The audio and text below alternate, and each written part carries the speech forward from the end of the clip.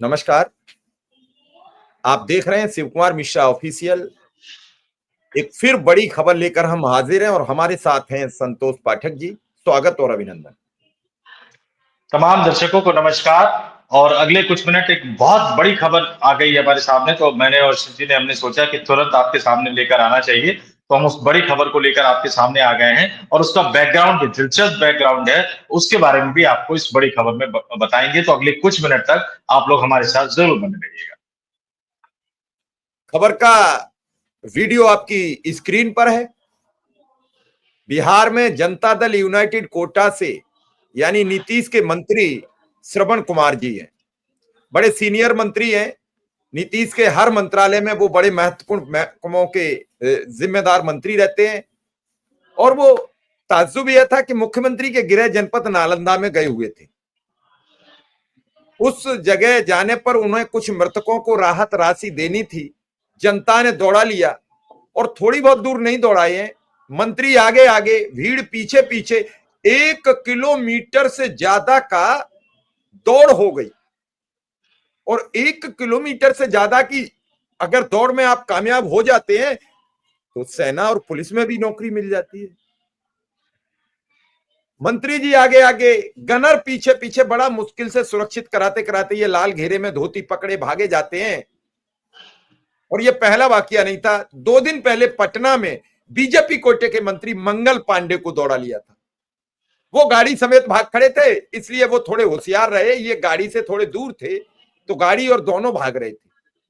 पूरी खबर पर बिना समय गंवाए सीधा संतोष पाठक जी के पास, क्या है पूरा मामला।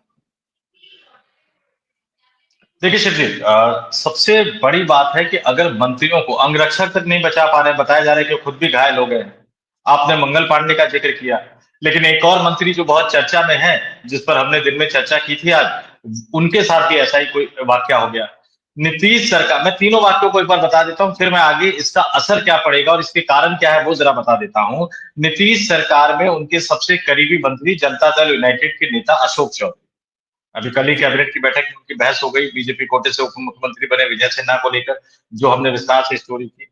उनकी बेटी है शांभवी चौधरी, लोकसभा की सांसद है, लेकिन वो जनता दल यूनाइटेड से नहीं है, वो चिराग पासवान की पार्टी से। जी हाँ, दर्शकों को हैरत नहीं करना चाहिए। चिराग पासवान बिहार की कानून व्यवस्था को लेकर नीतीश कुमार को घेर रहे हैं। उनकी पार्टी से जो सांसद है, उनके पिता नीतीश के करीबी मंत्री, जनता दल यूनाइटेड के नेता है। ये राजनीति का खेल है। तो ये दरभंगा में एक जनसभा में थे, वही दरभंगा जहां आज दरभंगा की सड़कों पर राहुल गांधी और प्रियंका गांधी बुलेट पर दौड़ते हुए नजर आ रहे थे वोटर अधिकार यात्रा के दौरान। वहां ग्रामीणों ने विरोध कर कि शांभवी वापस जाओ, शांभवी क्यों गए, सड़क नहीं तो वोट। अब वो हंगामा इतना बढ़ गया, अब वो नारेबाजी इतनी ज्यादा बढ़ गई कि अशोक चौधरी गुस्से में कहते हुए नजर आए पुलिस अधिकारियों को कि इनकी फोटो बनाओ, वीडियो बनाओ, सरकारी काम में बाधा डालने का आरोप लगाओ, मुकदमा दर्ज करो। अरे वो सड़क की मांग कर रहे हैं। और हालात इतने ज्यादा खराब हो गए कि अशोक चौधरी को खड़े होकर कहना पड़ा कि मुझे आपका वोट नहीं चाहिए। तो सोचिए कि किसी मंत्री को अपने ही राज्य में जाकर लोगों से ये कहना पड़े कि मुझे आपका वोट नहीं चाहिए, तो उनकी दशा कितनी दयनीय हो गई होगी। तो ये नीतीश सरकार के सबसे ताकतवर और करीबी मंत्री अशोक चौधरी के साथ। उसके बाद मंगल पांडे पे आते हैं।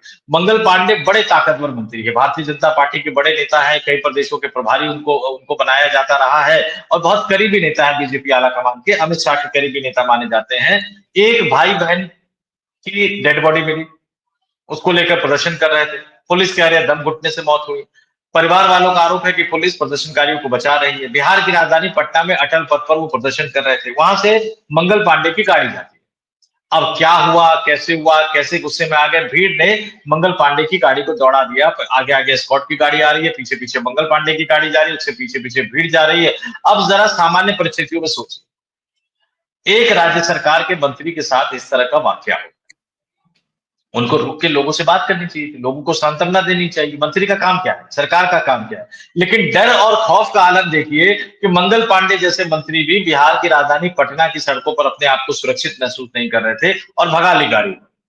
जनता जाए जहां जाना है, जनता जाए। तेजस्वी यादव ने बाकायदा उसको सोशल मीडिया पर शेयर करते हुए कटाक्ष भी किया। और आज तो बड़ा गजब ही हो गया, आपने जिक्र किया श्रवण कुमार बड़े नेता है, जरा बता देता हूं कि ये जो श्रवण कुमार साहब है, ग्रामीण विकास मंत्री, ये हिलसा के विधायक कृष्ण मुरारी के साथ वहां गए थे।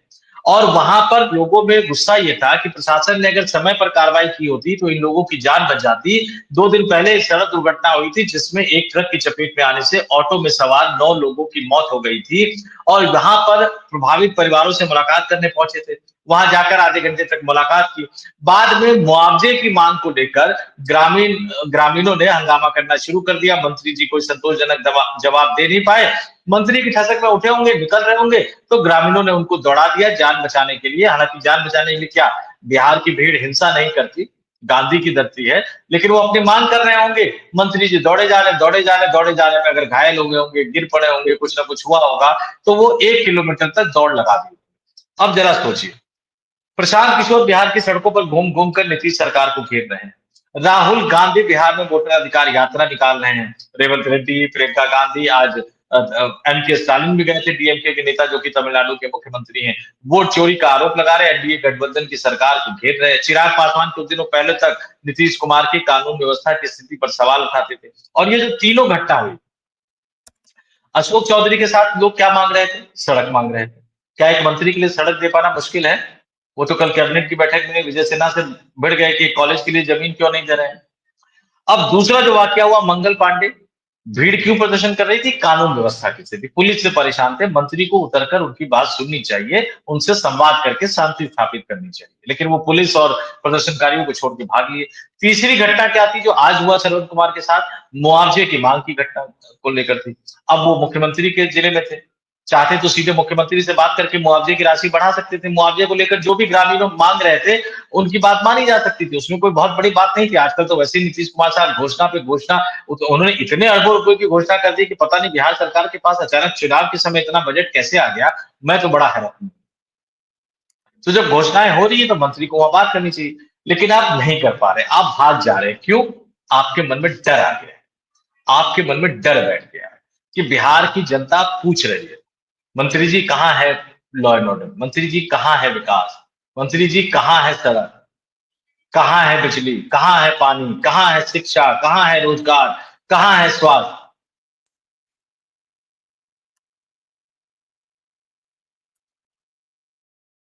सामने। और उस डर में जनता का गुस्सा जो है वो आग में घी डालने का काम कर रहा है। मंत्री अगर चाहते तो समझदारी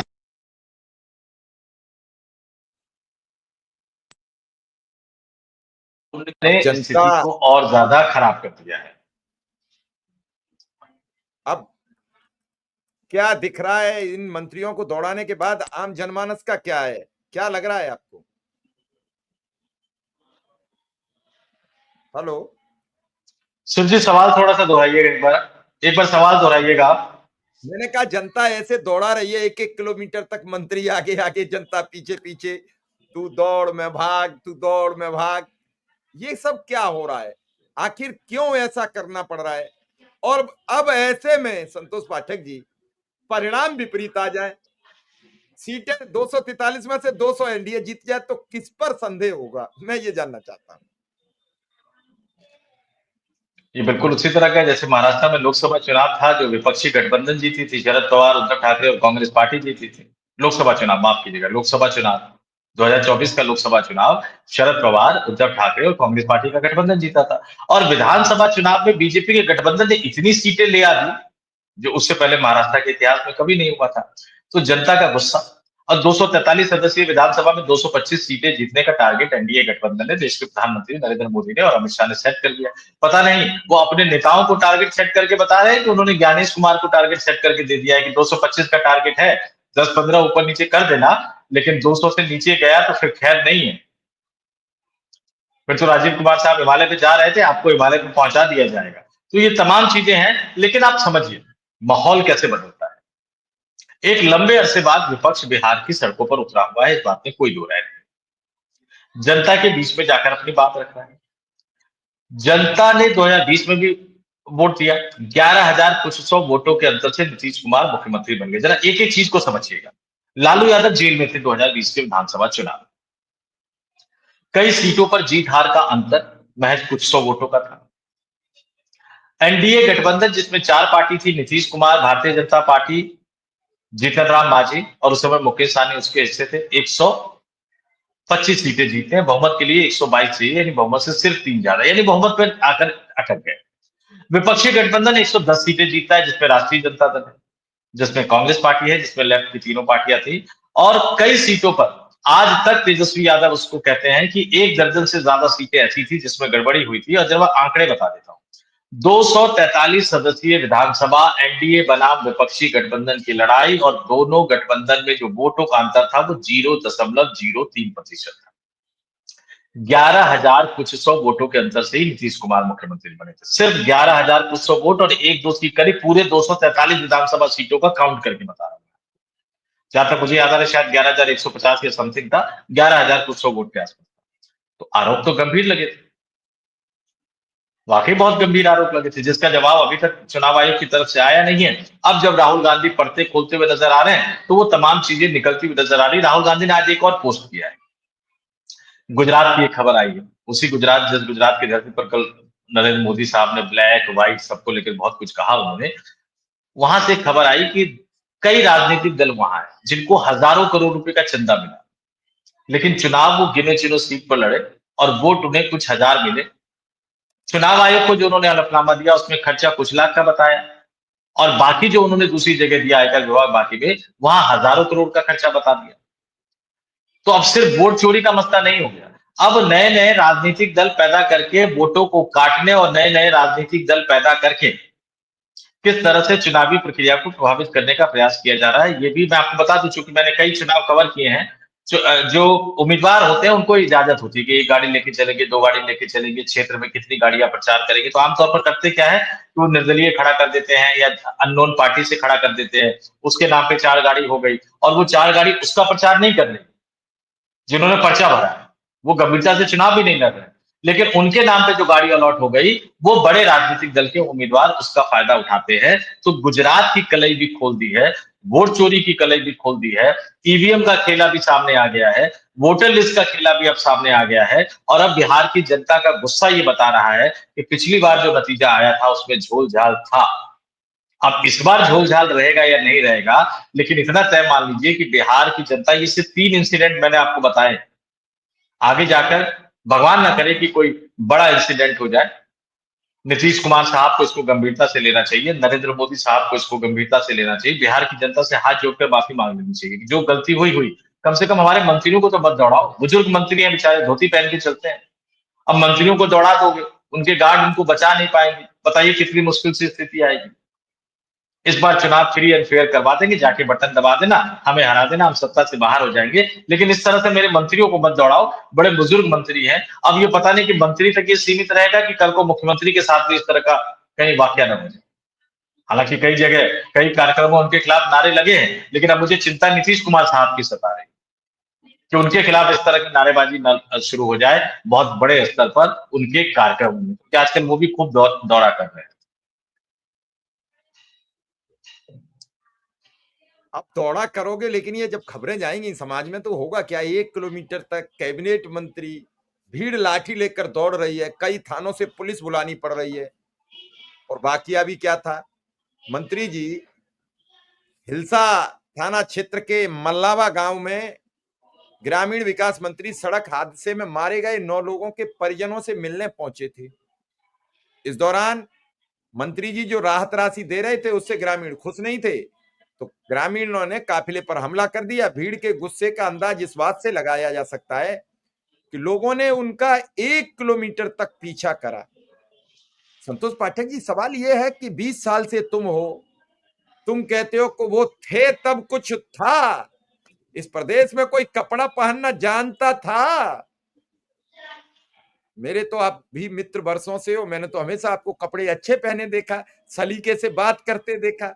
अगर पहले कुछ नहीं था तो आप कैसे सीख गए? जन्म तो आपका भी पुरानी सरकार में ही हुआ था, नई सरकार में तो हुआ नहीं है। जितनी नई सरकार की उम्र है उससे ज्यादा आपका पत्रकारिता का अनुभव है। तो इसका मतलब पहले कपड़े भी पहनने आते थे, चलना भी आता था, बोलना भी आता था। आखिर वोट लेने के लिए आदमी सब प्रपंच रचता क्यों है जो एक दिन सामने आता है? राहुल गांधी की रैलियों में उमड़ रही भीड़, मंत्री को इस तरीके से दौड़ाना, ये तो वो बात हो गई, एक तो करेला और फिर वो नीम पर और चढ़ गया। कड़ुआ वैसे ही होता है, नीम का तो करेला बताते हैं और ज्यादा कड़ुआ हो जाता है। ऐसे में आखिर अब नीतीश जी क्या करेंगे? 3 मंत्री के साथ ये दुर्घटना घट गई जो अभी आपने बताई। अब 3 के साथ घटी घटना का, और तीनों वरिष्ठ हैं। मंगल पांडे बीजेपी के चर्चित चेहरा, एक बार चर्चा ये भी चली कि उन्हें मुख्यमंत्री भी बनाया जा सकता है।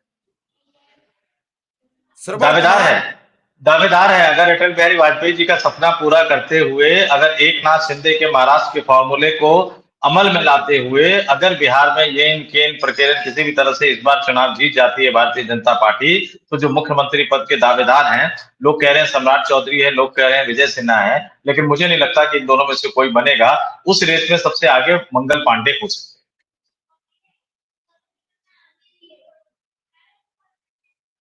भाई मंगल पांडे की बता दी। अशोक चौधरी नीतीश कुमार के आंख नाक कान माने जाते हैं, उन्हें कहना पड़ा कि इनके नाम नोट कर लो। ये सब के बाद क्या लग रहा है कि अभी वोट बचा है एनडीए के पास? हैं। देखिए शिव जी, आपने जो एक बात कही ना, आप वोट लेने के लिए कुछ भी करते रहिए, जनता को लुभाने के लिए कुछ भी करते रहिए, एक पल को ये क्षम्य हो सकता है, लेकिन जनता का गुस्सा है और ईवीएम से नतीजा कुछ और निकले, इसको माफी नहीं दी जा सकती। ये नीतीश कुमार खुद कैसे सत्ता में आए थे 2005 में, पहले फरवरी में बहुमत साबित नहीं कर पाए, रामविलास पासवान अड़ गए कि मुसलमान मुख्यमंत्री बनाओ, बहुमत साबित नहीं कर पाए, दोबारा उसी साल चुनाव हुआ, फिर अक्टूबर में ये सत्ता में आए। पहला जो कार्यकाल था इनका 2005 से 2010 तक का इनका कार्यकाल बहुत शानदार था, जनता से जीत कर ही तो आए थे। लालू यादव और राबड़ी देवी की सरकार को लेकर गुस्सा था, उसी को लेकर जीत कर आए थे। या उससे पहले जब 1990 में वो लालू यादव के साथ थे, जब कांग्रेस पार्टी हारी थी, तो कांग्रेस के भ्रष्टाचार से जनता त्रस्त थी, इसीलिए लालू यादव को जनता दल को जिताया था ना। दिक्कत है कि नीतीश कुमार बिहार का इतिहास भूल गए। बिहार परिवर्तन का इतिहास है। बिहार ने कांग्रेस को हटाकर कर्पूरी ठाकुर के हाथ में भी सत्ता दी। जब ये लोग आपस में लड़े तो फिर कांग्रेस के पास चले गए, फिर कांग्रेस के भ्रष्टाचार से त्रस्त हो गए तो फिर जनता दल को जिताया, तो लालू यादव मुख्यमंत्री बने। पहला कार्यकाल इनका भी कुल मिलाकर ठीक ठाक था, लेकिन जब इनसे लोग त्रस्त होने लगे तो उसके बाद लंबे संघर्ष के बाद नीतीश कुमार ने उनको सत्ता से बेदखल किया। उसके बाद से नीतीश कुमार जमे हुए हैं। अब पता नहीं वो भी किस तरह का रिकॉर्ड बनाना चाहते हैं, किस तरह का रिकॉर्ड नहीं बनाना चाहते। इधर खेला उधर खेला, इधर पलटना उधर पलटना, मन नहीं लगना तो पलट जाना। एक बार फिर से कहा जा रहा है कि उनका मन नहीं लग रहा है। आजकल वो राहुल गांधी और तेजस्वी यादव की वोटर अधिकार यात्रा पे कुछ बोल नहीं रहे। नाराज इतने हैं कि धर्मेंद्र प्रधान को मोदी जी को भेजना पड़ रहा है। अभी खबर आ रही कि शायद वो दिल्ली की तरफ रवाना हो चुके हैं या दिल्ली की तरफ रवाना होने वाले हैं। ये भी एक खबर निकल कर सामने आ रही है। तो कुल मिलाकर आप ये समझिए कि नीतीश कुमार एक चक्रव्यूह में फंसे। अब इस चक्रव्यूह में उन्हें सबसे पहले तो अपने आप को बचाना है, फिर अपने बेटे को कुछ ना कुछ बनाना है। अब मुलायम सिंह यादव समझदार निकले कि अपने जीवित रहते अखिलेश यादव को मुख्यमंत्री बना दिए। अब चंद्रबाबू नायडू भी समझदार निकले कि अपने जीवित रहते उन्होंने पार्टी का राष्ट्रीय महासचिव बेटे को नारा लोकेश को बना दिया और अपनी सरकार में मंत्री बना दिया। जाके कह दिया कि बेटा प्रयागराज भी घूम आओ, जाके कह दिया कि काशी विश्वनाथ बाबा के दरबार में भी चले जाओ ताकि हिंदूवादी नेता की छवि बन जाए। और सुनने में आ रहा है कि आने वाले कुछ दिनों में वो अपने बेटे को मुख्यमंत्री बनाकर आंध्र प्रदेश का वो खुद केंद्र की राजनीति में आना चाहते हैं। नीतीश कुमार ये कर नहीं पाए। अपने करियर के अंतिम दौर में वो अपने बेटे निशांत कुमार को राजनीति में लाना चाहते हैं, लेकिन बीजेपी नहीं चाहती कि निशांत कुमार मुख्यमंत्री बन जाए। इतने सालों तक नीतीश की पालकी ढोते रहे, अब क्या निशांत कुमार की पालकी ढोएंगे? तो नीतीश कुमार एक तरह से चक्रव्यूह में फंसे, चुंगल में फंसे।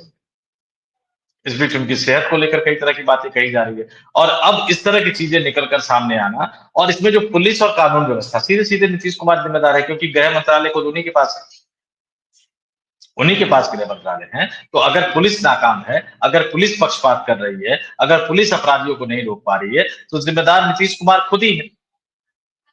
लेकिन बिहार एक दिलचस्प मोड़ पर पहुंच गया है। जनता को लगता है कि ईवीएम का बटन दबाने से पहले इन मंत्रियों को सबक सिखाना जरूरी है, और मैं फिर कह रहा हूं कि ये दुर्भाग्यपूर्ण स्थिति है, और कहीं हालात बहुत ज्यादा खराब हो गए, इससे पहले ही नीतीश कुमार को और नरेंद्र मोदी साहब को मोर्चा संभालना चाहिए और बिहार की जनता से हाथ जोड़कर माफी मांग लेनी चाहिए कि मैं 10 करोड़ 20 करोड़ इतने लाख करोड़ जो बोली लगा के आया वो मेरी गलती थी, और जो हजारों करोड़ की परियोजना है 51 या 52 बार शायद वो जा चुके हैं, और जितने हजारों करोड़ की परियोजना वो दे चुके हैं, अगर उसको टोटल कर लिया जाए तो बिहार की जीडीपी से कई गुना होगा। फिर भी गरीबी क्यों है? फिर भी पिछड़ापन क्यों है? फिर भी बेरोजगारी क्यों है? बिहार के सरकारी अस्पतालों की हालत खराब क्यों है? दुर्दशा। पटना के सरकारी अस्पताल की हालत ठीक नहीं है, बाकी तो पूरे बिहार की बात तो छोड़ ही दीजिए। इस बात के लिए माफी मांगनी पड़ेगी, नहीं तो स्थिति बहुत ज्यादा खराब हो सकती है। इस बात की आशंका मुझे सता रही है कि बिहार में कभी भी कुछ हो सकता है, लेकिन मैं फिर बिहार के लोगों से कहूंगा कि बिहार की धरती से महात्मा गांधी ने शांतिपूर्ण और अहिंसक तरीके से विरोध करने का एक तरीका इस देश को नहीं बल्कि पूरी दुनिया को दिखाया था। तो बिहार के लोगों के मन में जो गुस्सा है, शांतिपूर्ण तरीके से अपनी बात रखें, शांति के साथ अपनी बात रखें, और जब ईवीएम का बटन दबाने जाए तो गौर करें कि उनके मतों के साथ कोई खेला ना हो पाए, क्योंकि इसके अलावा लोकतांत्रिक देश में विरोध जताने का और कोई तरीका हो नहीं सकता, और होना भी नहीं चाहिए। इस तरह से बुजुर्ग मंत्रियों को दौड़ाना मेरे हिसाब से ठीक नहीं है। अब आप बुजुर्ग हो चाहे युवा हो, जनता जब रूठती है और जनता जब ललकारती है तो उम्र का तकाजा नहीं देखती है। श्रवण कुमार जी वैसे भले मंत्रियों में गिने जाते हैं। अशोक कुमार तो चलो आया राम गया राम के नेता हैं, कांग्रेस से कैरियर शुरू करते हैं और जनता दल यूनाइटेड जो बीजेपी की पार्टी है उसके साथ मंत्री बने हुए हैं। बेटी चिराग पासवान के पार्टी से सांसद है। तो आप देखिए कितने होशियार और हुनरमंद रहे होंगे, जिन चिराग पासवान के नाम पर नीतीश कुमार प्याज कतर देते हैं अपनी पार्टी में किसी भी व्यक्ति को, उस पार्टी से बिटिया को सांसद बनवाते हैं और जदयू के एक विधायक के खिलाफ चुनाव लड़वा के बनाते हैं। ये भी नहीं है किसी हल्के फुल्के मंत्री के किसी रिश्तेदार के साथ, वो कांग्रेस के उम्मीदवार थे सांबी चौधरी के खिलाफ, और उसके बावजूद मंत्री भी है और आज भी विश्वास पात्र व्यक्ति है। और वो जो पूछ लेते हैं उनसे कभी कभी कि वो उस काम का क्या हुआ जो आज तक खुल नहीं रहा है। अब आपको क्या दिख रहा है कि नीतीश कुमार की साख इतनी तेजी से क्यों गिर रही है? बिहार में अब साख का खेम बहुत बिगड़ रहा है। देखिए, एक बात बिल्कुल स्पष्ट तौर पर मान लीजिए सुनिए, कि लोकतंत्र में जनता के अलावा और कोई चारा नहीं है। जनता भगवान है, जनता जनार्दन है। नीतीश कुमार, ये बात भी सच्चाई है कि लगातार पाला बदलने खेला करने के माहौल में वो बहुत ज्यादा डिस्क्रेडिट हो चुके हैं। जनता का भरोसा उन पे रहा नहीं। आप एक जमाने में लालू यादव की तारीफ करेंगे, तेजस्वी यादव की तारीफ करेंगे कि अब यही ना हम लोगों की राजनीतिक विरासत को आगे बढ़ाए। फिर दूसरे दौर में आप तारीफ करते हुए नजर आएंगे नरेंद्र मोदी की, और तब आप तेजस्वी यादव लालू यादव की आलोचना करते हुए नजर आएंगे। विधानसभा में खड़े होकर कहेंगे कि अरे ये पति पत्नी कुछ किया है, सब तो हम ही किए हैं। तो फिर जनता आपकी कौन सी बात पे भरोसा करेगी? और फिर जिस तरह की हरकतें वो मंच पर करते हुए नजर आते हैं, फिर जिस तरह से पेपर लीक का मामला हो, पटना की सड़कों पर विद्यार्थी पेपर लीक के मामले में प्रदर्शन करने जाए, चाहे नौकरी मांगने जाए, चाहे शिक्षा मित्र जाए, चाहे कोई और जाए, पटना की पुलिस लाठियों से ही उनका स्वागत करती है। क्या युवाओं का स्वागत लाठियों से होगा? भाई वो अपनी सरकार के पास राजधानी में लोग क्यों जाते हैं? अपनी बात रखने के लिए जाते हैं। आप लाठियों से उनका स्वागत करेंगे? और फिर बिहार की राजनीति में विपक्ष सड़क पे उतर गया है, तो अब उनको एक विकल्प नजर आ रहा है।